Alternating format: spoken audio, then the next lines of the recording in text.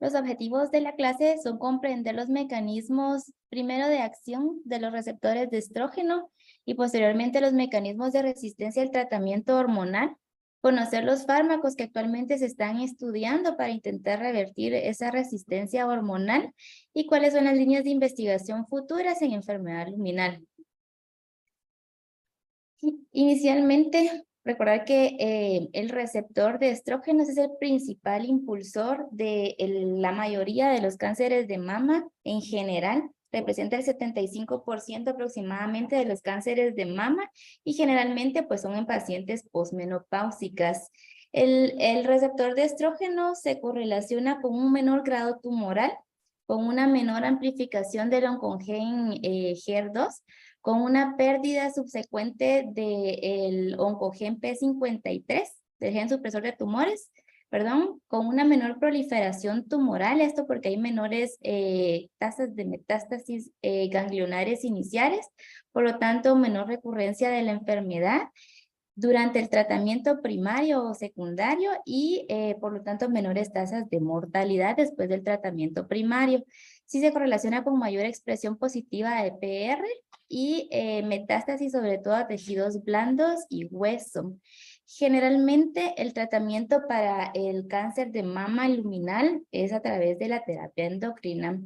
Para eso, primero, para conocer los mecanismos de acción de los receptores de estrógeno, pues debemos conocer el mecanismo de acción del receptor de estrógeno en el cáncer de mama. Generalmente puede ser, como vemos en la figura de la derecha, dependiente del receptor de estrógenos o independiente del receptor de estrógenos. Cuando es dependiente del receptor de estrógenos, el estrógeno, como vemos acá en la figura A, va a actuar como un mecanismo de transcripción dentro del núcleo. Entonces, el estrógeno se va a unir al receptor de estrógenos, que puede ser directamente a la secuencia de ADN por medio de elementos de receptores de estrógenos o a través de complejos de proteína-proteína con la unión de AP1 y SP1. Perdón, solo voy a ver que me están hablando del turno. Forma complejos con moléculas coactivadoras y esto lleva a la transcripción génica y por lo tanto a la proliferación, a la supervivencia e invasión de la célula tumoral, pero puede ser a través también de mecanismos no genómicos o no nucleares, puede activar una vía cascada abajo de múltiples quinasas a través de la acción de receptores transmembranas como el EGFR, el factor de crecimiento de fibroblastos, el HER2 o el receptor de factor de crecimiento insulínico tipo 1. Entonces va a activar cascada abajo y junto con otras moléculas coactivadoras como el SCR, PI3K, AKT y MAP, y estos van a fosforilar dentro del núcleo varias moléculas coactivadoras y luego pues activa toda la maquinaria transcripcional. Y estas dos vías actúan en conjunto para activar otras vías de estrés, como son las que vemos acá junto con las integrinas, y posteriormente activar cascada abajo todas estas quinasas y posteriormente continuar con la transcripción génica. También puede activarse a través de mecanismos independientes de los receptores de estrógeno, como es el ESR1, que este va a mediar la señalización del receptor de estrógenos, pero independientemente del ligando.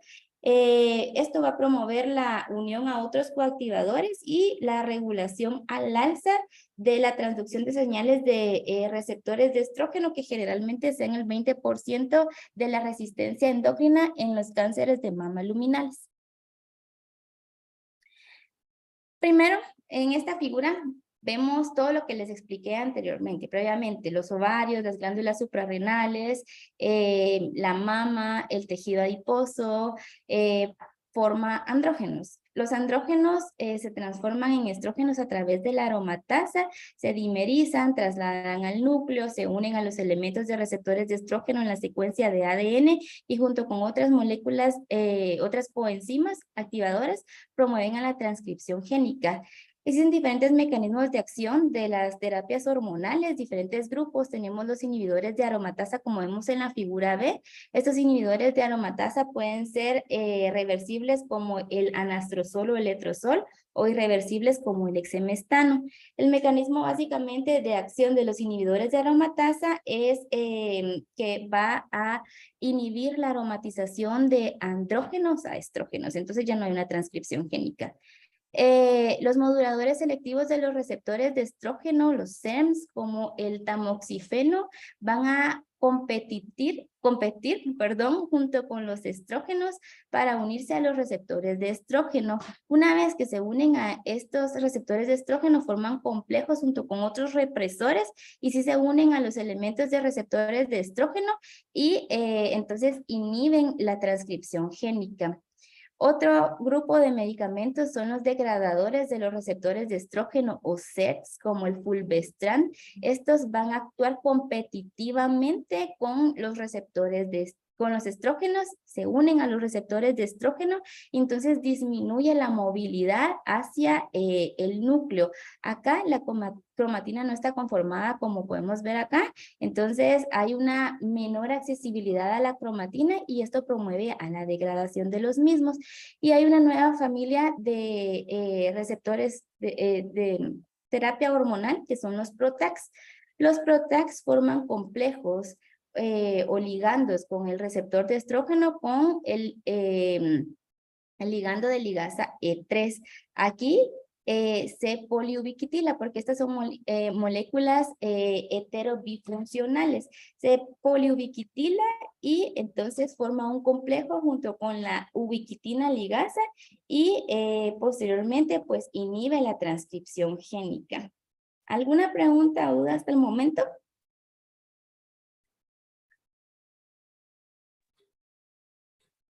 Bueno, entonces la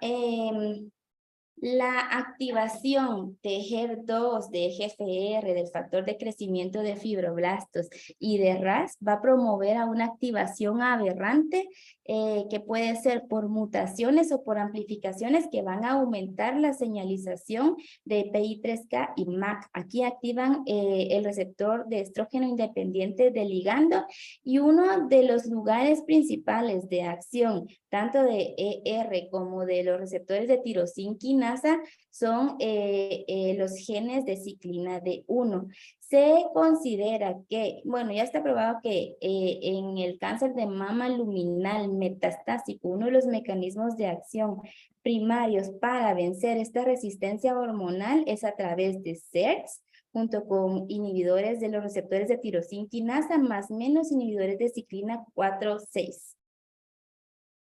Entonces, ¿cuáles son los mecanismos de resistencia a la terapia endocrina? En conclusión, hay una disminución o pérdida del receptor de estrógeno, hay una regulación positiva de HER2 o vías alternas para que los pacientes, para esos pacientes que progresan después de la terapia endocrina de primera línea, puede haber una pérdida del receptor de progesterona después de la progresión de la terapia endocrina y generalmente son los tumores más agresivos o los luminales B.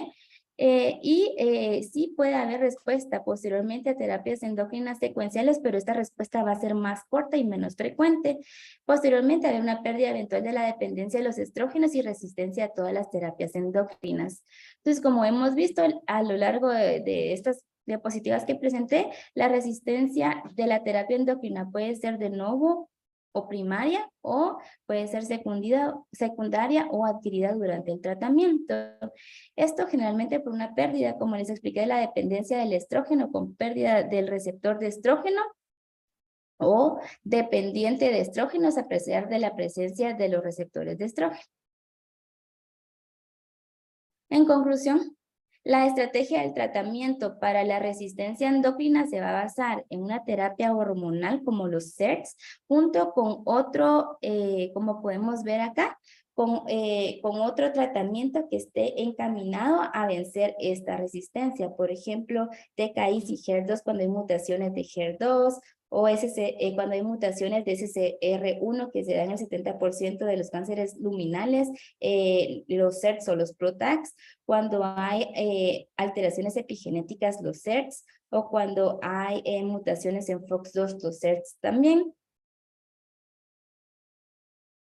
En esta tabla podemos ver todas las alteraciones somáticas que están asociadas a la terapia endocrina y la frecuencia de cada uno. Y en las columnas de la derecha podemos ver todas las terapias targets que están actualmente en estudio y estas son las fases. Como podemos ver, son más frecuentemente las alteraciones en PI3K porque hay un aumento de la señalización cascada abajo de PI3K MAP que se da hasta por mutaciones hasta en el 44% de los pacientes cuando hay mutaciones primarias y en el 38% en cáncer metastásico, también amplificaciones de GPR, menos frecuente mutaciones y amplificaciones de RB2 o de HER2 y menos frecuente alteraciones en BRAF o en KRAS o en FOX aún.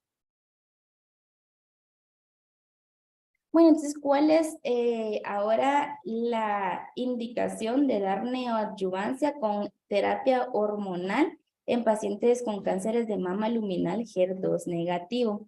Inicialmente, desde el 2000, se han estudiado el iniciar neoadyuvancia, sobre todo en pacientes con cáncer de mama etapas clínicas 2 y 3, luminales HER2 negativo, en pacientes posmenopáusicas. Como podemos ver en estos tres estudios, el P24 que se desarrolló en el 2005 comparó 4 meses de letrozol versus tamoxifeno en neoadyuvancia y luego llevarlos a cirugía y pues realmente no hubo diferencias en cuanto a respuesta clínica ni tasas de cirugía conservadora. De igual forma, el estudio IMPACT que se llevó a cabo en el 2005 evaluó neoadyuvancia con anastrozol por 12 semanas versus tamoxifeno por 12 semanas o tamoxifeno más anastrozol y luego cirugía. Tampoco hubo diferencias en cuanto a respuesta clínica ni tasas de respuesta de cirugía conservadora. En el estudio PROTAC, de igual forma, anastrozol versus tamoxifeno y luego cirugía no evidenció diferencias, no cumplieron los objetivos primarios en cuanto a diferencias en respuesta clínica y tasas de cirugía conservadora de mama. En el 2011 se evaluó un estudio fase 2, que es este de acá, el ACO SOG Z, 1031, de la terapia en pacientes premenopáusicas con letrozol versus anastrozol o exemestán y luego cirugía, evidenciando pues una respuesta clínica mayor en pacientes que fueron tratadas con letrozol, pero sin cambios o modificaciones en cuanto a tasas de cirugía conservadora de mama y posteriormente el estudio STAGE en el 2012, de igual forma evidenció la superioridad del anastrozol versus el tamoxifeno como neoadyuvancia con terapia endocrina. Todavía no está claro si añadir un inhibidor de ciclinas 4 y 6 a la terapia hormonal neoadyuvante va a mejorar la supervivencia en comparación con pacientes con quimioterapia en monoterapia. Por eso este estudio NEOPAL evaluó el letrozol y palbociclib versus quimioterapia como terapia neoadyuvante para pacientes con cáncer temprano, luminal de alto riesgo, etapas clínicas 2 y 3.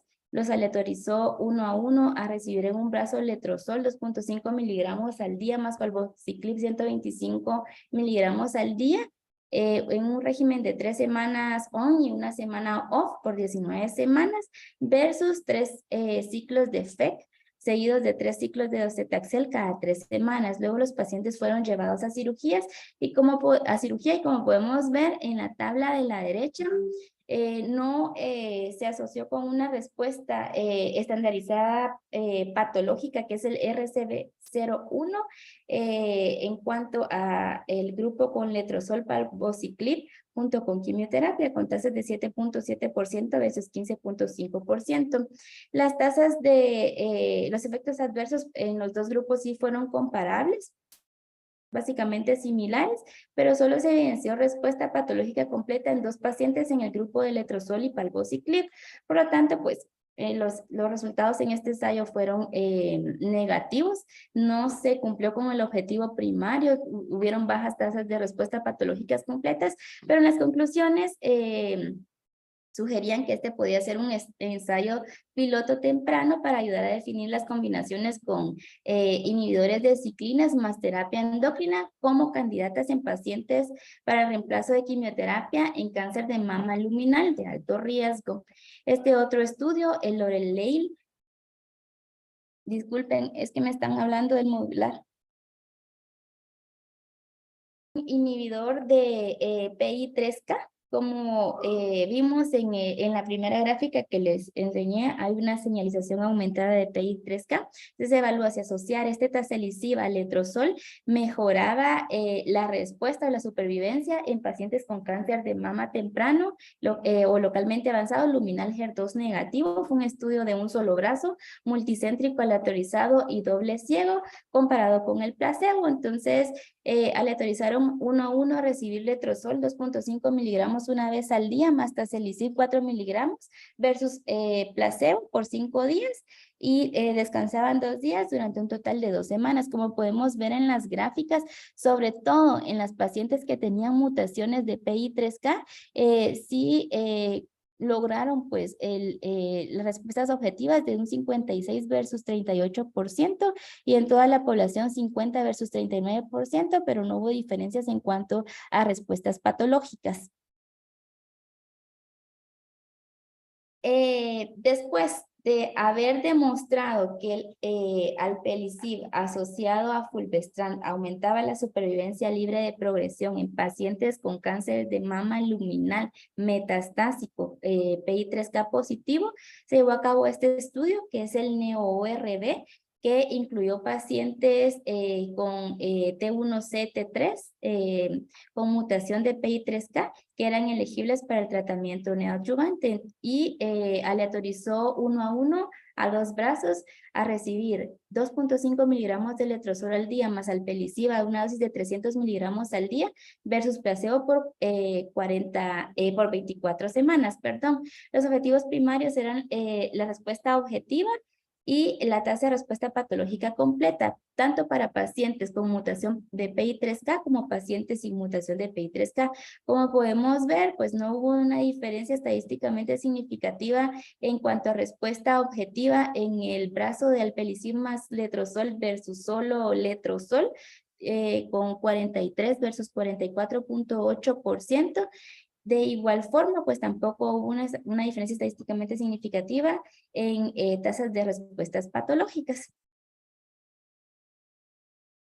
El estudio HEICAM 2006-03 fue un estudio multicéntrico abierto, aleatorizado y fase 2 que evaluó en pacientes siempre luminal, HER2 negativo, etapas clínicas tempranas 1 generalmente a 3, y las aleatorizó 1 a 1 a 2 brazos a recibir quimioterapia versus terapia hormonal neoadyuvante.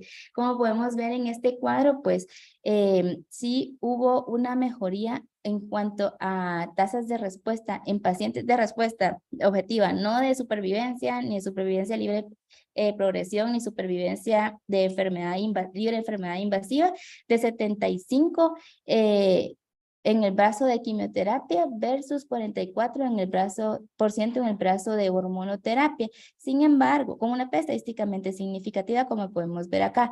Sin embargo, en pacientes posmenopáusicas, las tasas de respuesta fueron del 57% en el brazo de quimioterapia versus 52% en el brazo de hormonoterapia.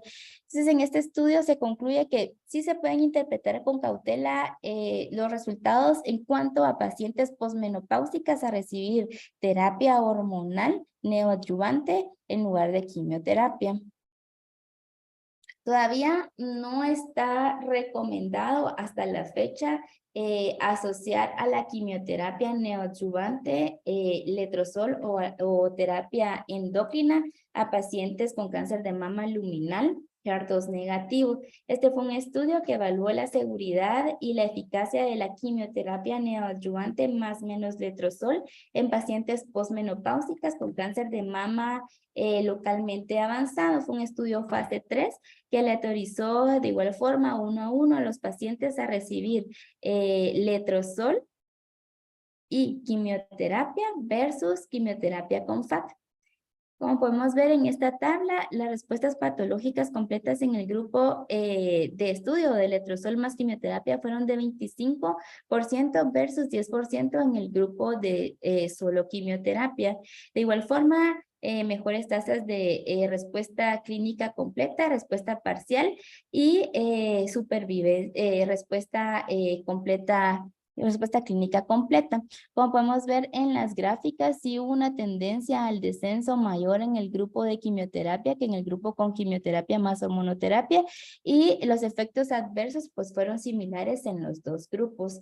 Este estudio pues concluyó que sí se podía asociar con esos resultados letrozol o terapia endocrina a la quimioterapia como neoadyuvancia en estas pacientes, pero todavía se necesita un seguimiento más largo para evaluar la supervivencia global o supervivencia libre de progresión.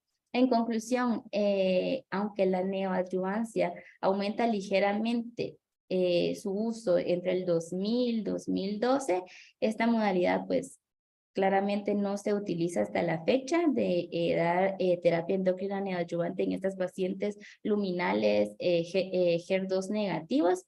Hasta la fecha no se recomienda la combinación de un tratamiento hormonal junto con la quimioterapia fuera de un ensayo clínico como es el que les acabo de presentar ahora, porque no ha demostrado un aumento de la supervivencia, pero se puede considerar con cautela, como les expliqué, en mujeres posmenopáusicas con luminal B HER2 negativo y que tengan un tumor mayor de 2 centímetros o sean inoperables, dar terapia endocrina neoadyuvante previamente. Ahora, en cuanto a adyuvancia, el avance más reciente es el uso de abemaciclib en pacientes con cáncer de mama luminal de alto riesgo en recaída.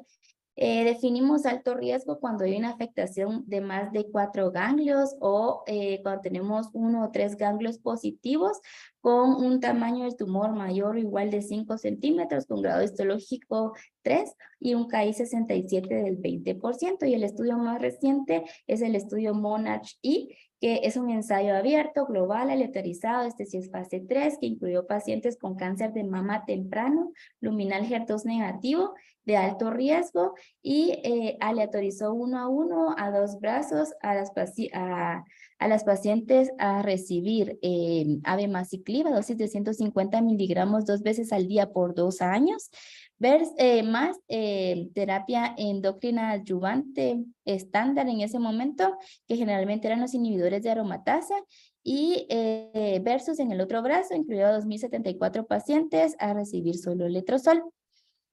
La mayoría de pacientes eran menores de 50 años, eran pacientes posmenopáusicas, como podemos ver acá, de alto riesgo, y como les expliqué, recibieron inhibidores de aromatasa y tamoxifeno como las características clínicas principales de estos pacientes. Como podemos ver en la gráfica de la izquierda, los resultados a 2 años de supervivencia libre de enfermedad invasiva fue de 92 versus 88.7% en el brazo solo de letrozol con una P estadísticamente significativa y con un hazard ratio de 0.75. Los efectos adversos con abemaciclib más documentados fueron la diarrea y la neutropenia, y en el brazo de terapia endocrina las artralgias. Entonces, abemaciclib en pacientes con cáncer de mama luminal es una opción como adyuvancia. Ahora está ongoing el estudio Natalie de otro inhibidor de ciclinas 4 y 6, que es el ribociclib, que se planea finalizar para el 2026. Este es un ensayo fase 3 multicéntrico aleatorizado que va a evaluar la eficacia del ribociclib más la terapia endocrina adyuvante en pacientes con cáncer de mama temprano, luminal HER2 negativo, etapas clínicas 2 y 3, independientemente de la afección ganglionar. Y el objetivo primario que plantea evaluar es la supervivencia invasiva supervivencia libre de enfermedad invasiva. Las ventajas que plantea el Natalie es que pues es menos tiempo de tratamiento versus el abemaciclib, que son 2 años versus 3 años. La dosis del ribociclib va a ser diferente en el contexto metastásico, que se ya ha demostrado pues mejoría en cuanto a supervivencia, que va a ser dosis de 400 versus 600 miligramos que utilizamos en el contexto metastásico. Habrá que esperar cuáles son los resultados de este estudio. En cuanto a dar radioterapia adyuvante en las pacientes con cáncer de mama luminal temprano, el estudio Lumina evaluó a un solo brazo en pacientes con etapas clínicas 1 y 2, mayores de 55 años, posmenopáusicas, la radioterapia adyuvante, pero evaluaron primero el KI 67. Si las pacientes tenían un KI 67 menor de 13%, sí podían participar en el estudio. Si tenían un KI 67 mayor de 13%, pues no podían participar en el estudio. Este estudio fue publicado en el ASCO del 2022, todavía no encontré realmente el estudio, pero los resultados: menor tasas de recurrencia en pacientes que no recibieron radioterapia, como podemos ver acá. Y todavía no hay datos de supervivencia global que sean maduros, pero con este estudio se plantea que las mujeres posmenopáusicas mayores de 55 años con etapas clínicas tempranas 1 y 2, T1, N0, luminal A, pueden obviarse la radioterapia para evitar altos costos y toxicidades innecesarias. Perdón, solo voy a conectarlo porque me estoy quedando sin carga. El 5% de las pacientes con cáncer de mama luminal tienen mutaciones en BRCA1 y sobre todo en BRCA2. Entonces el estudio Olimpia-D fue un estudio para evaluar el olaparib adyuvante en pacientes con mutaciones BRCA1 o BRCA2 con ensayo aleatorizado fase 3, prospectivo multicéntrico, multinacional y doble ciego. Se requería que las pacientes completaran toda la terapia local, incluida la radioterapia, al menos 2 semanas o menos de 12 semanas antes, y los pacientes pues debían recibir terapia neoadyuvante al menos 6 ciclos con antraciclinas o taxanos.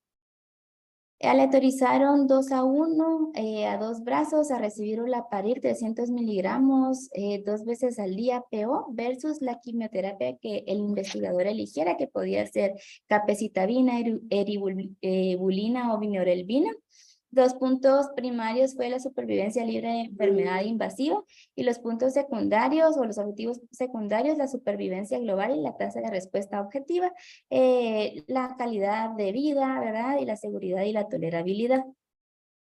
Como podemos ver en la gráfica superior izquierda, se demostró una superioridad en cuanto a supervivencia libre de enfermedad invasiva en el brazo de olaparib con un 86% versus 77% en el grupo de placebo. En cuanto a supervivencia global, de igual forma, 92% en el grupo que recibió olaparib versus 88% en el grupo que recibió placebo. Como podemos ver en esta forest plot, en todos los subgrupos a favor de olaparib, independientemente si eran BRCA1 o BRCA2 mutadas. Igual se evidenció el beneficio en las dos pacientes, BRCA1 o BRCA2. Entonces, la conclusión de este estudio: el beneficio de olaparib adyuvante en relación con el placebo se observó para la supervivencia libre de enfermedad invasiva, independientemente de la mutación de BRCA, el estado de los receptores hormonales o el momento de la quimioterapia previa, es decir, si era neoadyuvante versus adyuvante. Entonces, en conclusión, en adyuvancia en pacientes con enfermedad luminal temprana HER2, hasta el momento pues destaca la incorporación del abemaciclib, que ha mejorado la supervivencia libre de enfermedad invasiva en comparación con solo la hormonoterapia. En cuanto a cáncer de mama metastásico luminal, pues hasta la fecha sigue siendo un cáncer incurable. Generalmente solo el 24% de las pacientes van a estar vivas a los 5 años. Pues generalmente estos pacientes que tienen una enfermedad metastásica solo son candidatas a quimioterapia en monoterapia.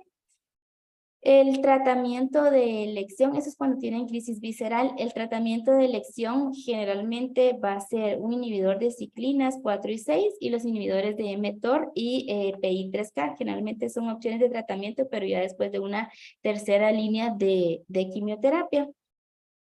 En la tabla 1 podemos ver las pacientes que han sido tratadas con quimioterapia en monoterapia, como podemos ver, realmente muy bajas tasas de respuesta objetiva y supervivencia libre de progresión. La supervivencia libre de progresión va de 4 a 5 meses, por lo que se crea una necesidad sustancial insatisfecha de opciones de tratamiento seguras y efectivas en pacientes con cáncer de mama luminal metastásico.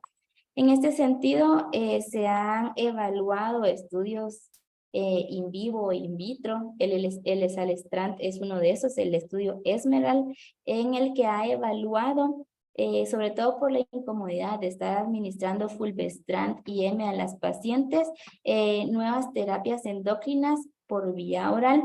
El Asestrant es un set oral. El Asestrant se evaluó en el estudio Esmeralda, como les había dicho, es un estudio fase 3 internacional multicéntrico, aleatorizado y open label, que evaluó la efectividad del Asestrant cuando las pacientes ya habían progresado a inhibidores de ciclina 4 y 6 y fulvestrant o a un inhibidor de aromatasa dentro de los 28 días, es decir, una progresión secundaria. Como podemos ver en las gráficas, pues sí se demostró una superioridad en cuanto a supervivencia libre de progresión en pacientes con el Asestrant versus el tratamiento de elección del investigador. De 60% versus 65.5% y la gráfica de supervivencia global, pues los datos todavía son muy inmaduros para determinar si el Asestrant es superior a la terapia elegida por el investigador en este contexto en pacientes con cáncer de mama luminal metastásico. Los efectos adversos fueron similares en los dos grupos. Entonces sí demostró una mejoría en conclusión en cuanto a supervivencia libre de progresión en el entorno de segunda o tercera línea, incluido a los pacientes con cáncer de mama muy pretratados, con un perfil de seguridad predecible y manejable consistente con otras terapias endócrinas. Como les mencioné anteriormente, hay ahorita otros ensayos clínicos que son fase 2, fase 1, como el Amsenestrant, el Giredestrant o el Immunonestrant, que todavía pues no han publicado datos concluyentes, pero habría que ver cuál es la respuesta con estos SERMs o SERTs orales. La inhibición de la vía AKT también se ha estudiado en el entorno metastásico en pacientes con cáncer de mama luminal HER2 negativo. El estudio FACTION es un estudio aleatorizado fase 2 con capivasertinib, que el nombre es ACD5363, que de igual forma es un inhibidor oral selectivo de la vía AKT, incluyó a 140% y los aleatorizó uno a uno a recibir fulvestrant con capivasertinib versus solo fulvestrant más placebo. Esas son las características primarias de los pacientes, generalmente etapas clínicas 4 con ya una resistencia primaria y sobre todo secundaria a terapia endocrina. La mayoría había progresado durante la primera línea y como podemos ver, pues hay un beneficio en fulvestrant más capivasertinib versus solo fulvestrant y placebo. Pero todavía la gráfica de supervivencia global son datos muy inmaduros para decir el beneficio, pero sí, 10.3 versus 4.8 meses solo con fulvestrant y supervivencia global 26 versus 20 meses solo con fulvestrant. El estudio TROPIC-2 es un estudio fase 3 que evalúa, todavía no se ha publicado, se planea que termine hasta octubre del 2024, que evaluó el sacituzumab govitecan, que actúa sobre el TROP02, que es un transductor de calcio transmembrana que generalmente está implicado en el cáncer de mama luminal metastásico. El punto primario a evaluar va a ser la supervivencia libre de progresión, y entre los puntos secundarios, objetivos secundarios, perdón, la seguridad y la supervivencia global.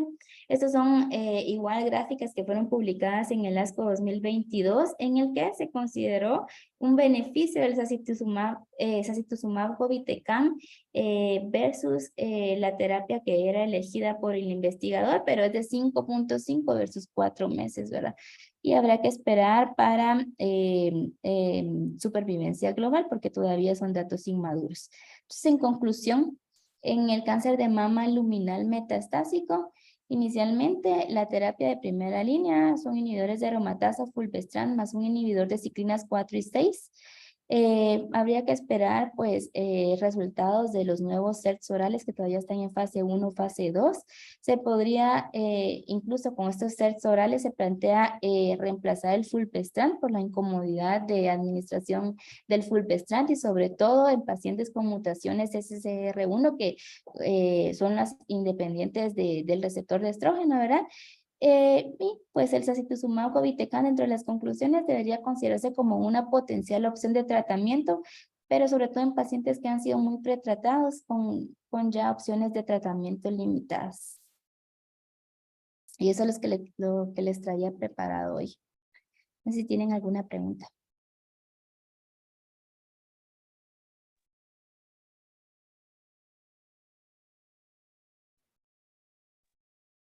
¿Me escuchan? Yo sí tengo No, una pregunta, pero tal vez no específicamente relacionado con lo que habló ahorita Valeria, pero como sí mencionó justamente lo de resistencia primaria, resistencia secundaria, y sí hay una definición de resistencia primaria y secundaria, pero en el contexto de estas pacientes, si logramos clasificar si es resistencia primaria o secundaria, nos indica como cuál es el tratamiento a seguir o qué terapias no debemos usar, por ejemplo, en las pacientes de ovario que pueden ser platino sensible o resistente. Realmente no. La primera línea, o sea, primera línea de terapia siempre va a ser la terapia endocrina, luego va a progresar a esta ya sería una resistencia secundaria cuando progresa durante el tratamiento. Entonces lo cambias a otra línea de tratamiento, como fulvestrant, por ejemplo, y le agregas o no un inhibidor de ciclinas 4 y 6. Pero, o sea, opciones diferentes de tratamiento, si es resistencia de nuevo o secundaria, no, yo no encontré. Y gracias. ¿qué opinas, Pedro? Sí, yo estoy de acuerdo con lo que dice Valeria, pues yo creo que la resistencia primaria en base a la definición es en base al tiempo que dice la bibliografía. No, yo no he escuchado a alguien que sea diagnosticado de no y que diga va a tener resistencia primaria, sino que siempre va a ser en base al tratamiento que haya tenido, que esté progresando o que haya finalizado la adyuvancia. Yo tengo una duda. Mencionaste lo de, yo no sé mal, creo que el abemaciclib como adyuvante. Entonces, sí está en tus recomendaciones valorar esa línea de tratamiento. ¿Sí? Sí, como adyuvancia, sí. Pero habría que esperar cómo va el Natalie de Ribociclib en adyuvancia. Porque eso mejoraba lo que era la sobrevida libre de enfermedad invasiva, ¿va? Sí, sí, que como nos ha explicado el doctor, sí es subrogado, pero es el Monarch. El Monarch 3 que pusiste. Eh, Monarch 6, perdón. Y es por 2 años, va la BEMA. Sí. Ujú. Sí, bueno, sí. Estas son las de... Eso es realmente el que logre impactar ahí, se va a volver millonario, ¿ah? Sí. Dar esos en ayuvancia va a generar un montón de billetes. Ahora vamos pues a los casos clínicos. Dejo de compartir. Sí, para que podamos platicar ahí. Entonces, una paciente, Pedro, de 79 años. Llega con vos a la consulta con un cáncer de mama derecho inflamatorio. Le ocupa toda la mama, está caliente, tiene un N1, un 3B. Pero tiene receptores de estrógeno de 100% y de progesterona de 90%. La señora es diabética, controlada, es hipertensa. Pues no se puede operar de inmediato porque es un 3B. ¿Cuál sería tu opinión de tratamiento? De que si tiene sus receptores tan positivos, considerando la edad, que es diabética hipertensa, ¿considerarías darle hormono neo o considerarías darle quimio neo? Pues tomando en cuenta todas las características, doctor, yo sí intentaría una neoadjuvancia únicamente con hormonoterapia. Más o menos esperaría la respuesta. Incluso tenemos una paciente similar en la consulta externa. Pues está respondiendo, tiene cabal 100% de receptores de estrógeno y 100 de progesterona tiene esa paciente. Y está respondiendo, tenía cabal ganglios palpables, ahora no tiene ganglios palpables y tiene respuesta parcial. Yo sí intentaría darle una neoadjuvancia únicamente con hormonoterapia, tomando en cuenta las características de esta paciente. Doctor Julio. ¿Tienes? Pues yo creo que sí le podemos dar, yo le daría quimio. Primero porque también es un cáncer inflamatorio, más agresivo. A pesar de que sea diabética, hipertensa, pues eso se puede compensar. Aunque también pues tenga los receptores hormonales positivos. Yo creo que el que pega más fuerte pega primero. Doctor Pablo. Y es que sí, tal vez al ser inflamatorio, tal vez sí, pero vamos a que al final aunque tenga, o sea, el hecho de que tenga los receptores hormonales en 100% y 90%, o sea, eso nos indica que probablemente no va a responder también a la quimio. No sé, por ejemplo, en estos casos, si nos podemos guiar también un poco por el Ki-67, porque al final si también tiene un Ki-67 bajo, puede ser como un indicativo de que probablemente no va a responder a la quimio. Entonces, por más que le demos toda la quimio del mundo, probablemente no va a cambiar. Tiene Entonces, tal vez 15.1. ese es intermedio, ¿no? ¿Cuánto? Algunos todavía es bajo porque está bajo de 20%, entonces Tiene 20.1. pues la verdad es que basado en eso de que los receptores están tan altos y que probablemente no va a responder a la quimio, pues tal vez sí le daríamos chance de la terapia endocrina primero. Que dice la experta, entonces, pero Valeria. Pues primero hay que calcular el riesgo y sobre todo porque es una paciente posmenopáusica. Ahí nos podemos, o sea, ahí inicialmente no hay que adivinar, pero adivinando, Que tiene un riesgo alto, ¿verdad? Es como la de Monarch, ¿verdad? Más de 4 años, inflamatorio, toda la mama. neoadjuvancia con quimio. Ujú. ¿Y eso presentó algún artículo? Creo que se había mencionado uno, ¿no? Y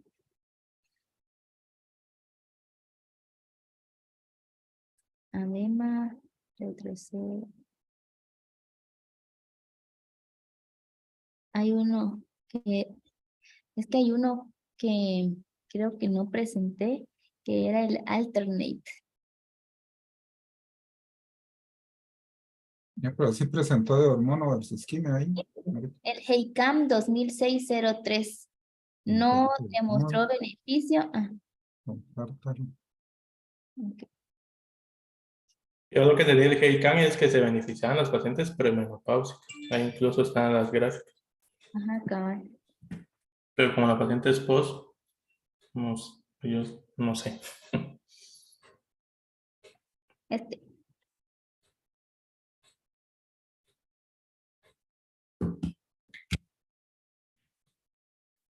No, aquí está. Sí, los porcentajes de menopáusica dice 75. Esa es premenopáusica, 75. Con, Ahí sí hubo diferencia. Pero en las post, mover la flechita, porfa. pero no fue estadísticamente significativa. Por eso, dentro de las conclusiones decía que esto pues tiene que interpretarse con cautela. Pacientes muy frágiles probablemente sí pueden ser una opción de tratamiento, pero que todavía se necesita seguir estudiando. O sea, puede ser las dos opciones. O sea, tanto hormono como quimio. Cambian las presas y tienes que darle quimio. No, en las dos hay que darle solo quimio, pero en pacientes muy frágiles, muy viejitas, posmenopáusicas, sí podría ser una opción de tratamiento, pero cuando no puedan recibir quimio. Y esa es la cosa que hay que saber, que hay que fijarse muy bien en las características de nuestro paciente, ¿verdad? Porque, digamos, aquí no está representado el 3B, que es el que estamos discutiendo. Y en todos los estudios de hormono, el 3B se da por sentado de que no le pones hormono, ¿verdad? Mm. Porque esos a largo plazo te progresan y hacen unas progresiones horribles. Digamos, uno se emociona porque los primeros 3 o 4 meses va viendo cómo se va chupando el tumor. Ujú. El quinto mes se destapa, ¿verdad? Por eso es que si le quieres dar por X motivo, la tienes que operar a los 2 meses o 3 y mucho, ¿verdad? Porque uno con la hormona está sentado, ¿verdad? Decís, va bajando, sigamos le dando hormona hasta que baje, porque no es tóxica, ¿verdad? Pero en una etapa 3B, no importa edad, no importa porcentaje de receptores, de positividad para los receptores, no importa el grado histológico, no importa el KI 67, le tenés que dar quimio. Eso se tiene que ir con quimio, le das su neoadyuvancia y después se opera. Ya después le puedes dar lo que quieras. Bien. En cambio, a los 1 y 2 o 3A que no sea inflamatorio, le puedes dar con un poco más de confianza, pero los inflamatorios ni se arriesguen. Eso lo va aprendiendo uno con el tiempo, pero las recaídas son muy severas. Y uno está tentado, dice viejita, tiene receptores muy altos, démosle. Y se le dijeran Pedro quimio con hormono, como un estudio que presentó la doctora ahí. ¿Por qué no? Ya vimos que no es mejor, pero ¿por qué no? Lo que pasa es que la quimioterapia también hace una función de supresión de estrógenos o supresión ovárica. Entonces, la quimioterapia pues tendría que ser solamente. Más o menos como al año es que ya la función ovárica pues vuelve a retomar o a agarrar onda, por decirlo así. Pero solo es Bueno, la quimioterapia. ¿por qué no combinar quimio con hormono? Porque la quimio también funciona como supresión ovárica. Entonces, No todo es, no es esa la respuesta. No, eso- no sé.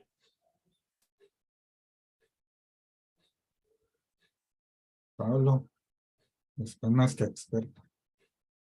No sé, según yo era lo que dijo Pedro.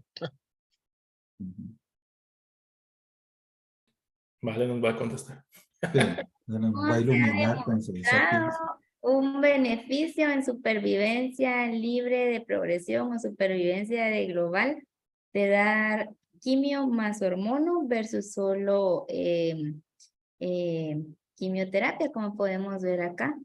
Sí, hay mejores tasas de respuestas patológicas completas, pero como podemos ver en esta gráfica, el descenso al dar incluso el primer ciclo de quimioterapia es superior a dar quimioterapia o hormonoterapia y son prácticamente similares en el tiempo las respuestas. Ujú. ¿Y qué pasa con la toxicidad si uno da quimio con radio? Digo, quimio con mono. ¿Cuál es la toxicidad que se eleva si uno combina?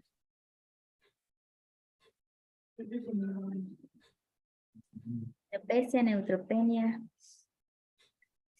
No, son las tromboembolias. Las Ah, tromboembolias aumentan.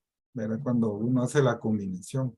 Ya de por sí eso lo deja por fuera, pero teóricamente también es que la hormonoterapia es como, ustedes se acuerdan de ese concepto de los antibióticos, que uno era bacteriostático y otros que eran bactericidas, Ujú. ¿verdad?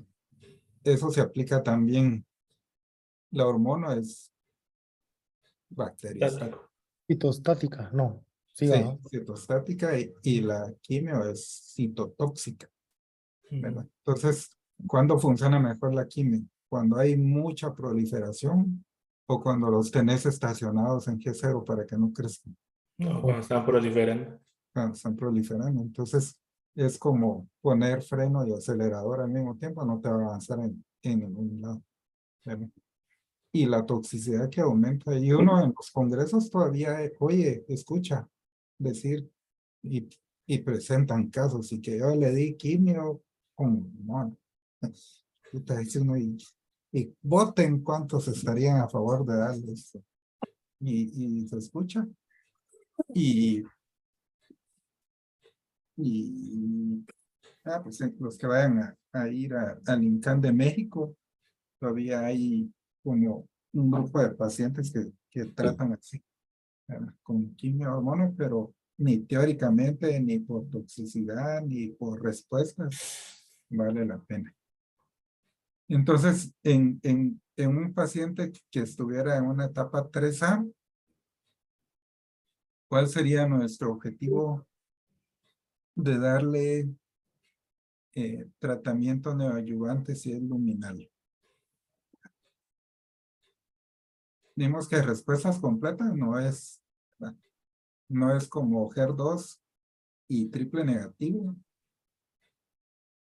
Podría Miren, ser un downstaging que podría valorarse la opción de conservar la mama.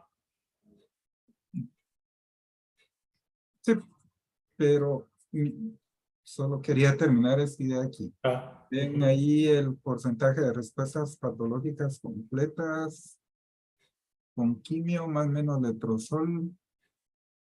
¿cuál? En la que estaba, porque En vale la que que estaba, revisamos en la que estaba antes. esa. ¿Te acordás, Pablo, de cuánto eran las respuestas clínicas en triple negativo? 4%. No me recuerdo. Uy, ¿qué pasó, chicos? 54 era, ¿no? O sea, no, esa es la supervivencia libre. Mucho alcohol. Eran semanas, ¿no? Eran con quimio y quimio más pembro. ¿Cuánto subía? Doctora Valeria. 10%. Ajá. Porque ya Es- Son 10 a sí, 15. pero Sí, porque ¿cuánto era la, solo con quimio? la quimia era como 52 más o menos y con Pembro era como 64, 65 por ahí. O sea que con la pura quimio alcanzamos más del doble de respuestas que en luminales. Entonces pasa lo mismo que en HER2. Alcanzar respuestas patológicas con la pura quimio, arriba del 50%. Cuando agregas trasto o agregas pembro, te sube como un 15%. ¿Verdad? 10 o 15% no. Pero aquí no, ¿verdad? En los luminales no. Solo con quimio 25%. Ponga otro estudio que evalúe eso, la respuesta neoadyuvante.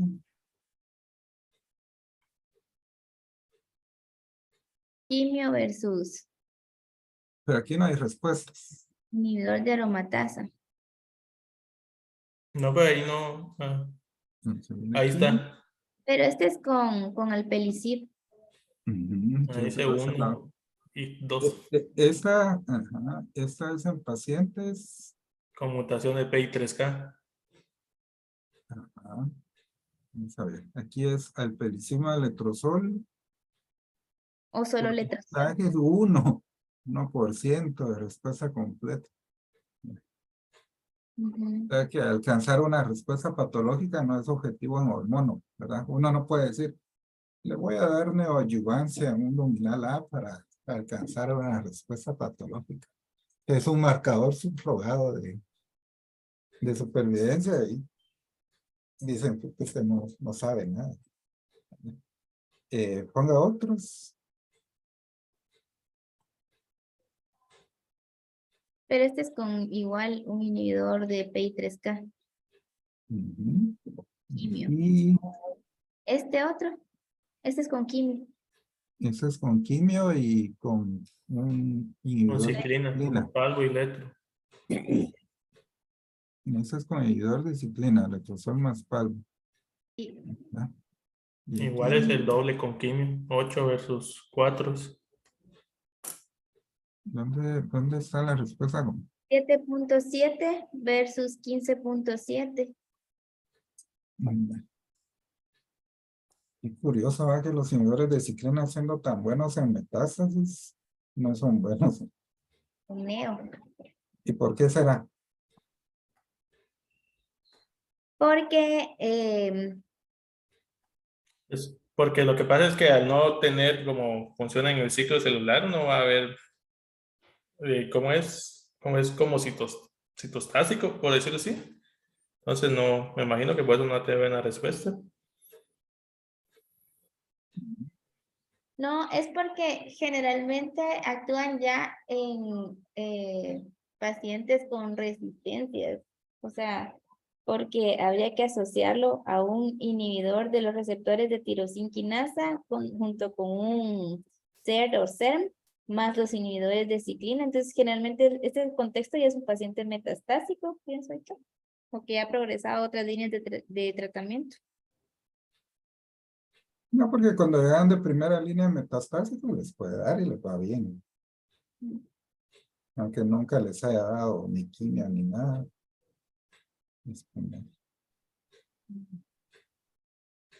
Es el doctor Pablo. ¿No?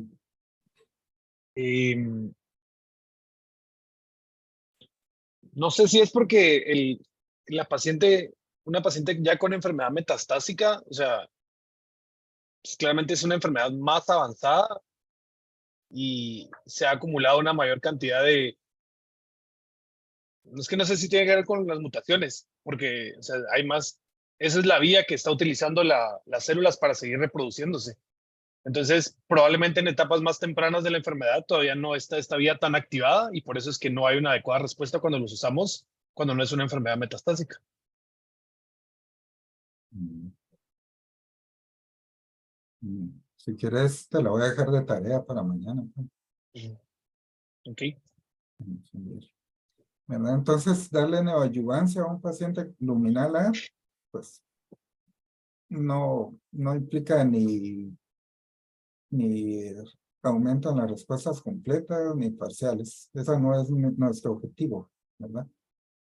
¿Cuál sería nuestro objetivo entonces de darle terapia neoadyuvante, doctora Valeria? Reducir las tasas o sea, mejorar las tasas de cirugía conservadora de mama. Bueno, entonces, ¿hay alguno? Le voy a preguntar así. ¿Hay algún paciente que se beneficia de darle hormonoterapia en neoadyuvancia? ¿Lo consideraría para algún paciente como tratamiento estándar? Vamos, están aquellos que de plano no les podemos dar quimio, ¿verdad? Que tengan insuficiencia cardíaca, lupus, una charada.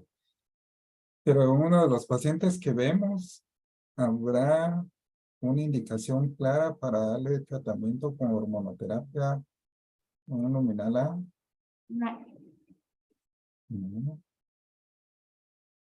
Julio, Pablo, Pedro, Yo me ¿ustedes recuerdo que considerarían darle hormona a algún paciente?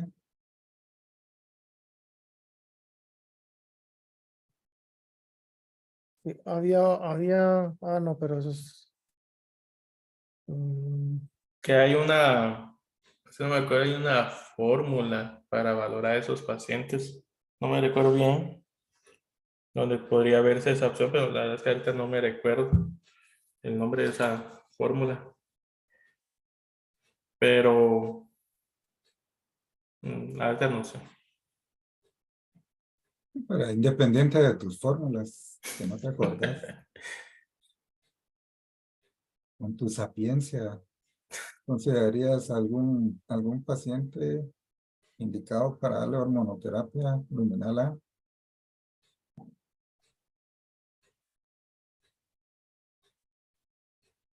No, ahorita no. No. Julio, No me acuerdo, no sé. Pablo, Había una... doctora Valeria. No, no hay beneficio en dar hormonoterapia neoadyuvante en pacientes luminales A. O sea que si lo queremos es Pero- que baje de tamaño para volverlo operable, tiene que ser quimio. Bueno, en eso estamos de acuerdo todos. Ujú.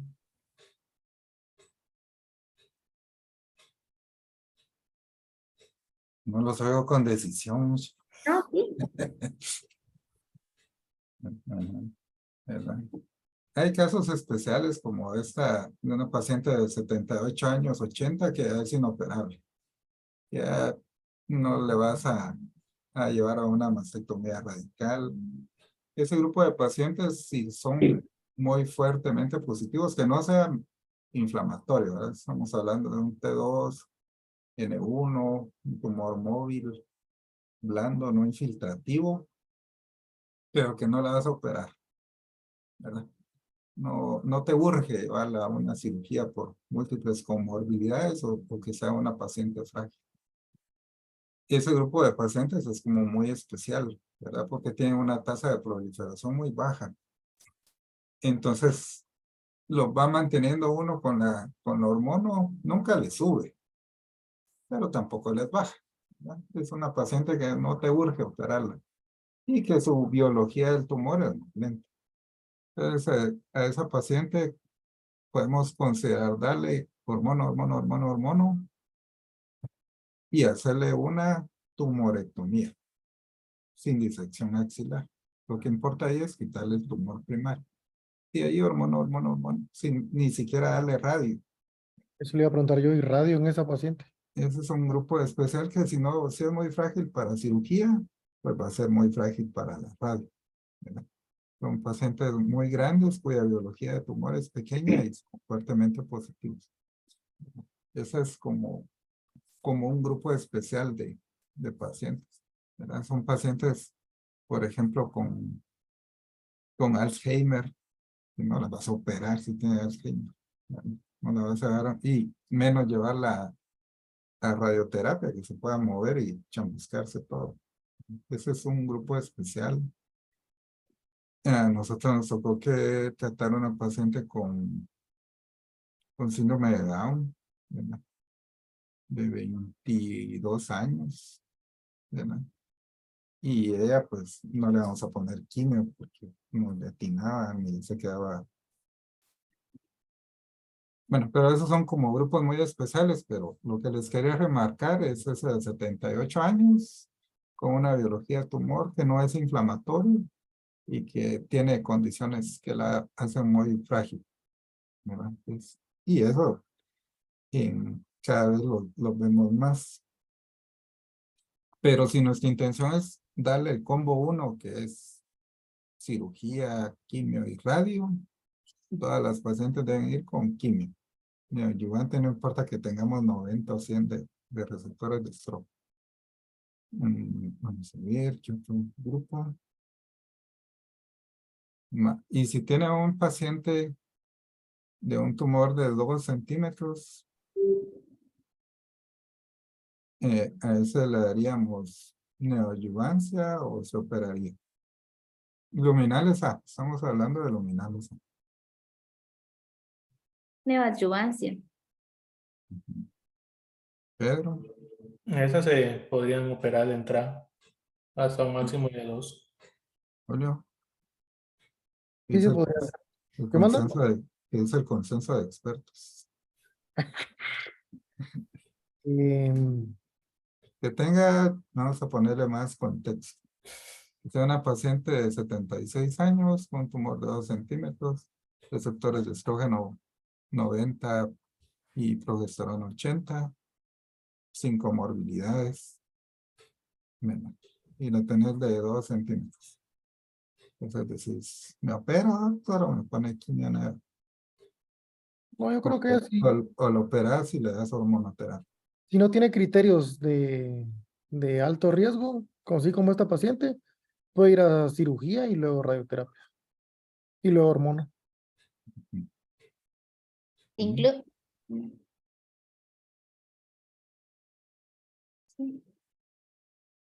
¿Me va a decir algo, doctora Valeria? Incluso se Dale. puede obviar la radioterapia. Es que 2 centímetros está como que en el límite. Ya, por eso. Es que en mama los casos más yucas son los más tempranos, no son los más tardíos. Los más tardíos ya sabe uno. Los tempranos son los yucas. Entonces lo opera o la... Ah, no, usted ya dijo quimio. ¿Y Pablo? Pues sí, tomando en cuenta el tamaño y pues, no tiene ganglios, asumiré. Entonces, sí, es más para operarla de una vez que darle quimio. Bien, puedes operarla de una vez. ¿Verdad? Después de operada, ¿le das quimio o le das hormona? De adyuvancia. Depende del oncotype. Bien. Pero no tenés oncotype. Pues basado en que no tiene ganglios, el tamaño del tumor 2 centímetros. Bueno, primero la radio, porque sí fue, tendría que, pues probablemente fue una cirugía conservadora, entonces radio y hormona. Mire, ahí toma en cuenta el KI 67, que la vez pasada encontré que decía que era el oncotype del pobre. Fíjate que eso es un marcador que No. no nos gusta usar. Y pero yo creo que solo terapia endocrina adyuvante. Con un inhibidor de ciclinas. No, porque ese no es de alto riesgo, ¿no? Es de 2 Ah, centímetros sin ganglios.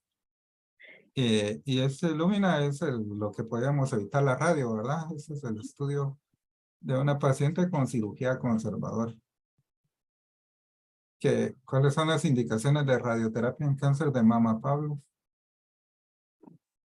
Que tenga una cirugía conservadora, pues que haya Ujú. sido llevado a una cirugía conservadora, que tenga uno o más ganglios positivos, si fue mastectomía, y que el tamaño del tumor haya sido un T3.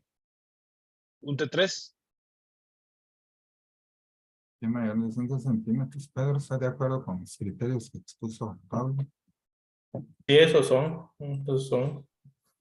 Y no sé si también, es que eso lo leí, es que el borde profundo esté a menos de un, que el borde profundo esté positivo, ¿no? Porque ese no se puede seguir. Hay que estar muy cerca. La doctora Valeria está de acuerdo con un ganglio, le da radio. los radiólogos dicen que sí, pero no. Sí, esos son los criterios del radioterapeuta. Darles con un ganglio. Pero Eso, de médica, ¿con cuánto? Es que es más de 4, es igual o más de 4. Y si sabes por qué decís sí, Pero, por la presión del grupo. ah, Por eso te vas a tomar, cabrón, con la presión del grupo. ¿Verdad? Entonces ahí, esos son los que usamos nosotros, Pablo, más de 3 ganglios, tumor más de 5 centímetros y cirugía conservadora. Pero ahí salió ese del 2022, ese estudio, que es algo que habíamos ya preguntado mucho. Es una paciente con una cirugía conservadora con un T1 N0, con márgenes más de 1 milímetro, con grado 1-2 y con receptores de estrógeno positivo. Y a ese, ¿qué tanto les favorecía darle radioterapia o no darles? ¿Y tienen resultado ahí, doctor? Sí, pero no encontré el estudio, solo estas gráficas.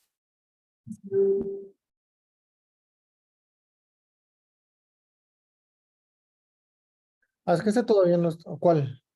De este Lumen. Pero ¿por qué sale ahí sobre vida, supervivencia global 13 y en el otro? Vamos a ver. Eventos a 5 años. 10. Mm. Vamos a ver, regresa al anterior. No lo entiendo. Es que ahí solo está cómo Los fue criterios, diseñado. ¿no? Y KI 67. Mayor de, Ah, menor de 13. no, Si era menor de 13, no le no recibía entraba. radioterapia, ¿va? No, al Sí, revés. si Ah, más de perdón. 3 le daban radio, pero no entraba al estudio. ¿Va?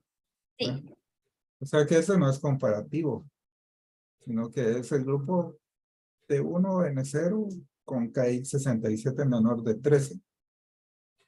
¿Mm? Y entonces la otra, esos son los resultados. La otra, que a 5 años, recurrencias eran 10, con una supervivencia a 5 años de 2.3 de recurrencias locales. Cáncer contralateral de 8, cualquier recurrencia de 12, supervivencia libre de enfermedad de 47, y la supervivencia a 5 años solo habían muerto 13, 13. Ajá. y una fue de Pero cáncer de por mama. cualquier causa. Y Sí, uno solo solo fue. una fue de cáncer de mama. Ajá. Ujú. Y la supervivencia a 5 años fue de 97%. ¿Verdad? Entonces, en ese grupo específico, uno pudiera obviar, parece que uno puede obviar la radio, ¿verdad? Ese es un buen estudio. Ujú.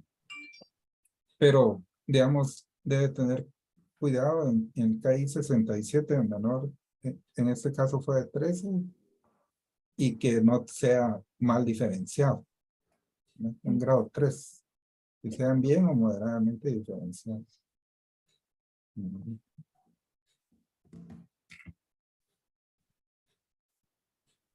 Y, y ahí, el Loreley ponga, por favor.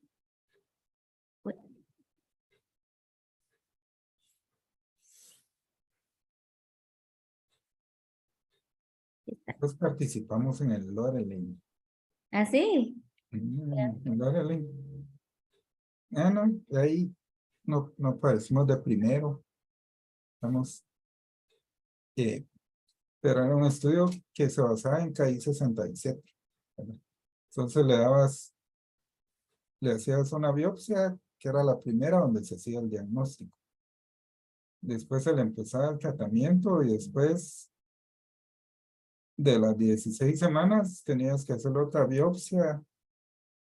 Te mandaban unos contenedores con hielo seco a menos 70 grados. Metías el tejido en vivo y se iba. Y ahí lo que medían era el KI 67.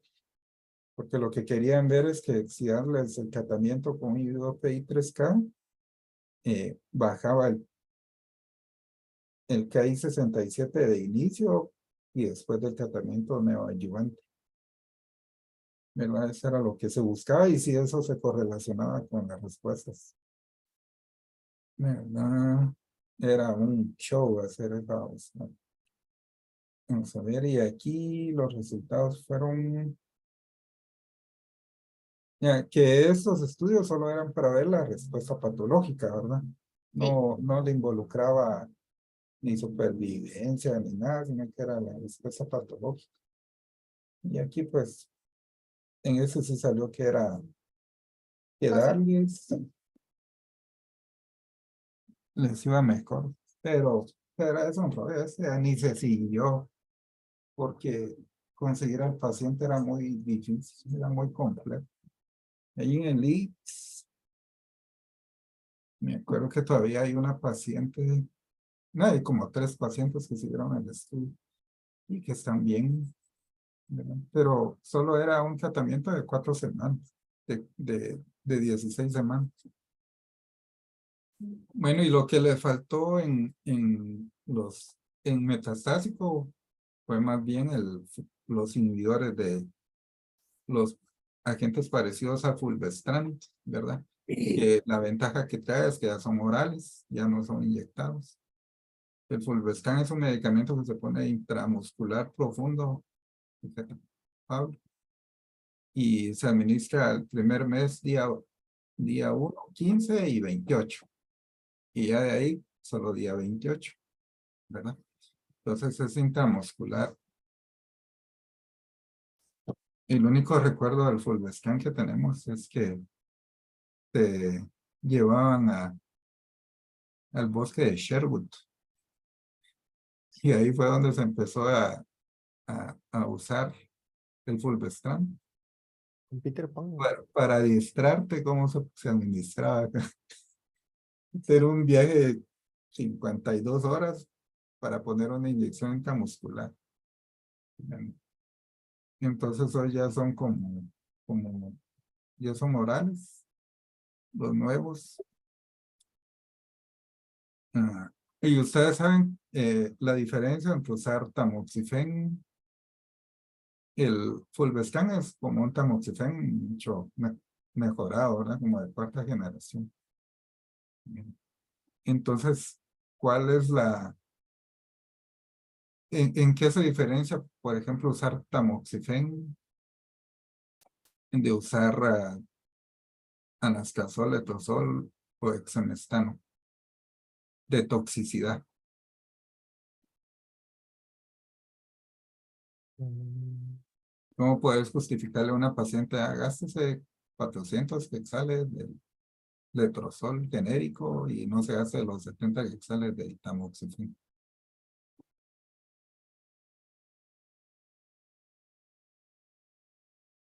Por el riesgo de sea endometrio, del tamoxi. Con el riesgo de ser endometrio, ¿verdad? Y una de cada cuántas mujeres. A ver si no fue chiripazo. No sé, es Es una de cada 5.000 mujeres que toman tamoxifeno que desarrollan cáncer de endometrio. ¿Y cómo te darías cuenta, Julio? ¿Qué te dice la paciente? Que siempre le preguntas a una paciente que está tomando tamoxifeno.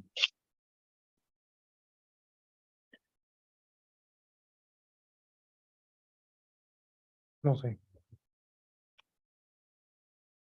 Mm. Tiene disminuidad Le vale. Dismenorrea, o hemorragia. hemorragia, hemorragia. y Y hay que si pedirle tiene, ultrasonido, ¿no? y si tiene hemorragia, le mandas un ultrasonido transvaginal. Y ahí qué es lo que esperas encontrar para decirle le voy a quitar el tamoxifeno. Engrosamiento del endometrio. ¿De cuánto?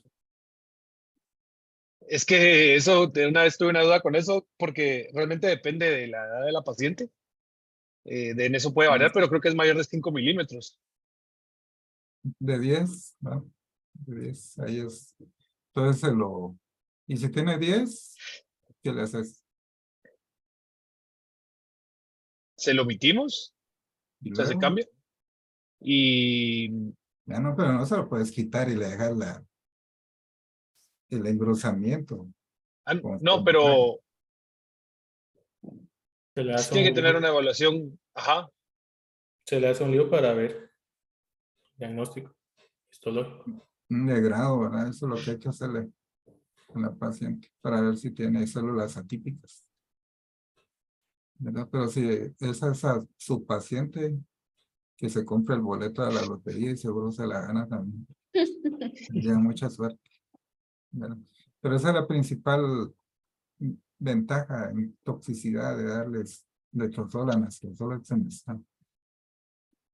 ¿Y cuál sería la toxicidad diferente de los inhibidores de aromatasa sobre tamoxifeno?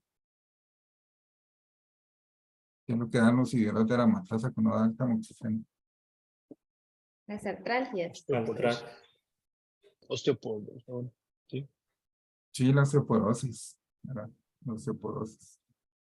El tamoxifeno, la osteoporosis. De hecho, así fue como se vio que no daba cáncer, ¿verdad? En el estudio de las enfermeras de salud cardiovascular, que les daban tamoxifeno. De hecho, les daban uno que se llama raloxifeno.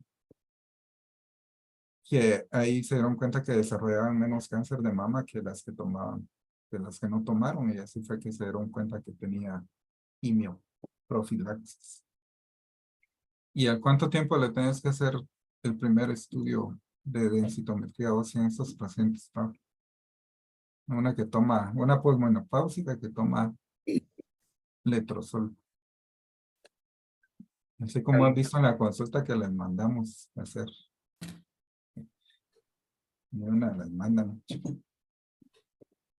De los 6 meses y anual. Es el año puede ser. Y le mandas qué tipo de densitometría. De cuerpo completo. No, puede ser de columna o de pelvis. ¿Y qué parte de la columna? Dorsal. Sí, dorsal. Y seguro que no, mira. Lumbar. ¿Y cómo la pedís, Julia? ¿Manda? ¿Cómo la pedís? ¿O no nos estás diciendo a nosotros? No, bien. No, No, se pide, es la densitometría de cadera y de columna lumbar. No importa qué cadera, derecha o izquierda. sí, pero de lumbar es muy específica, no le pida a los 5, aunque se pide una. L4 y L5. Mm. L1 y L2, pero para ponérselo más fácil. L1, L2 y cadera. Y eso. Riesgo de fracturas. Mm. Pues bueno. Entonces mañana viene la doctora Agatha a dar la clase de HER2. ¿Quién tiene turno mañana? Entonces como hoy es chingar a Pedro. Entonces tal vez cubrís ahí a Pablo, Pedro, lo que viene a su clase del turno. Bueno, doctor. Sí. Como premio a tus múltiples esfuerzos. Va, está bien. Mm. Entonces nos vemos mañana. Ah, ¿vieron lo del cáncer de pulmón? Sí, doctor. Sí, Sí. ¿Cómo les pareció? está bueno. Eso hablamos hoy con Valeria en la mañana. Porque, por ejemplo, ahí, o sea, incluye todo lo de patología, o sea, pues todo. La verdad es que muy buen resumen, está bueno. Sí, es un buen resumen, como me dice, y más las cosas que pone ahí de falta de acceso y todas esas cosas. Pero es importante saberlo, ¿verdad? Este artículo, pues es la dualidad, como mencionábamos ahí, de lo teórico que vemos aquí, de estudios chilerosos y genéticos, y salir a la calle donde la gente apenas tiene para una quimio, ¿verdad? Pero hay que saberlo porque cuando Pedro llegue a ser ministro de Salud o asesor de junta directiva del IX, pues tienes que saberlo, Pedro, que es importante implementar todo eso, ¿verdad? Ujú. Porque como lo estamos tratando nosotros el cáncer de mama aquí, es como se trataba en ¿no? Como en el Los 2000, 2000, 2002. en 2002, ¿verdad? Los estudios de anascazol, letrozol, Ujú. están en el 2002, Del 2000, 2002. 20 años de atraso, ¿verdad? 20 años de atraso, porque ninguno de esos cabrones sabe, ¿verdad? Entonces, siempre nosotros cuando estemos enfrente de alguno o que tengamos algún foro, tenemos que reforzar que hay nuevos medicamentos y nuevas moléculas. Y si no tenemos en cáncer de mama, que es el más taquillero, el que más llama la atención, en cáncer de pulmón menos, ¿verdad?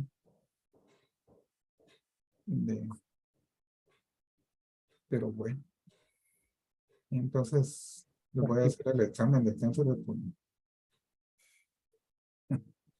Me están llamando a enfermería. Nos vemos mañana. Buenas noches. Noches.